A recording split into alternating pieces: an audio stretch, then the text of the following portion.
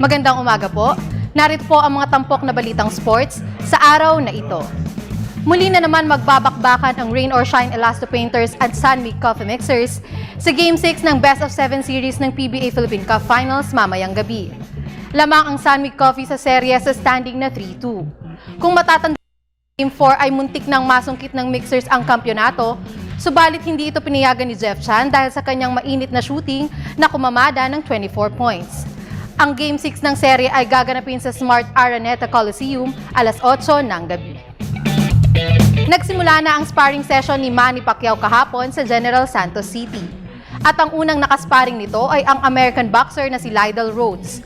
Tumagal ng 4 na rounds ang sparring session kung saan dumugo pa ang ilong ni Rhodes dahil sa tindi ng suntok ng Pinoy ring icon. Ayon naman kay assistant trainer Buboy Fernandez na magiging alternate ang mga araw ng sparring ni Pacman.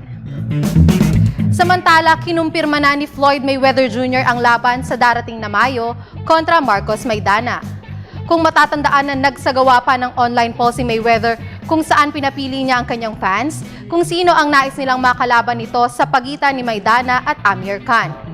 Ayon kay Mayweather na magandang performance ni Maidana laban kay Broner ang dahilan sa pagpili niya dito. Labis na ikinatuwa naman ni Maidana ang naging desisyon ni Mayweather dahil mabibigyan siya ng pagkakataon na maipakita na kaya niyang talunin ang pound-for-pound king. At yan po ang mga tampok na balitang yung umaga. Ako po si Hazel Ann Salubon para sa Good Morning Boss.